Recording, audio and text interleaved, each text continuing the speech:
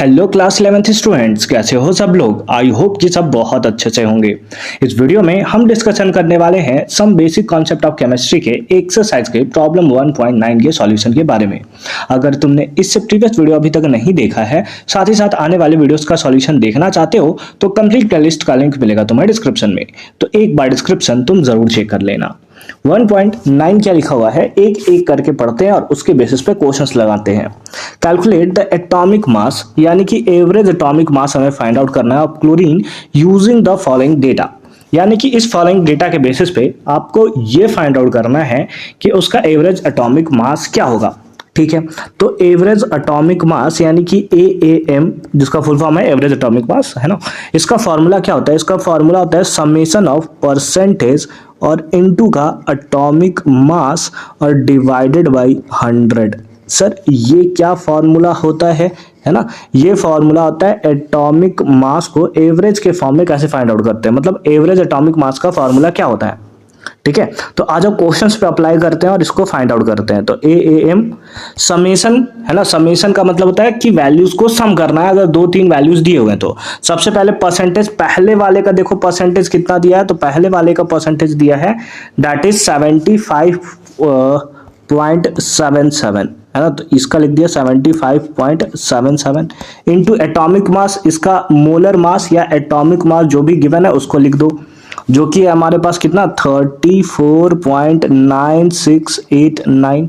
फिर ये हमारा समेशन वर्क करेगा यहाँ पर, तो यहाँ पर प्लस कर दोगे। अब दूसरे वाले के परसेंटेज को मल्टीप्लाई कर दोगे उसके मोलर मास से।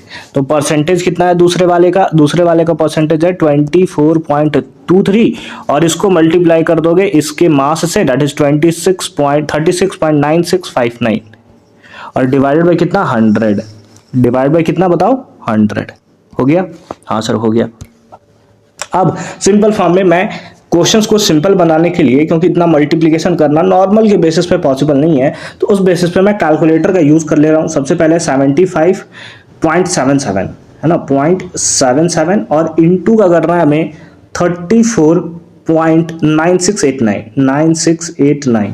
ठीक है, तो ये वैल्यू निकल कर आ रहा है दैट इज 2649 पॉइंट है ना 5959355 है ना। सारा वैल्यू मैं लिख दे रहा हूं, अगर आप चाहो 2 डिजिट तक लिखना चाहते हो तो 2 डिजिट तक आप लिख सकते हो। ठीक है, प्लस अब दूसरे वाले नंबर को भी मल्टीप्लाई कर लेते हैं, दैट इज 24.23 इंटू का करना है 36.9659, ये आ रहा है 895 है ना, पॉइंट 383757।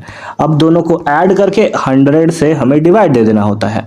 ठीक है, तो आजा दोनों को ऐड कर लेते हैं। ऐड कितना करना है 2649 है ना, पॉइंट 59355, तो ये आ रहा है दैट इज 3545.27 ना, 2 डिजिट तक मैं लिख देता हूं पॉइंट के बाद, और डिवाइडेड बाय कर दोगे कितना 100। डिवाइड बाय कितना कर दोगे दैट इज 100। अब 100 करने से पॉइंट तुम्हारा शिफ्ट हो जाएगा यहाँ के पास, तो ये आ जाएगा 35.45, जिसको अप्रॉक्स में तुम लिख सकते हो कितना 35.5, और इतना क्या होता है that is atomic mass unit, या फिर तुम लिख सकते हो क्या U है ना, U, और ये हमारा क्या होगा आंसर होगा। तो दोनों में से जो तुम चाहो वो तुम आंसर यहाँ पर सिंपल फॉर्म में लिख सकते हो। आई होप कि तुम्हें ये पार्ट एकदम क्लियर फॉर्म में समझ में आया होगा कि कैसे हमने इसका सॉल्यूशन जो है बहुत ही सिंपल तरीके से किया है। मिलते हैं आपसे अगली वीडियो में नेक्स्ट क्वेश्चन यानी कि नेक्स्ट प्रॉब्लम, जो कि है प्रॉब्लम 1.10 उसके सॉल्यूशन के साथ। तब तक के लिए अच्छे से पढ़ाई करते रहो। All the very best for your upcoming examination.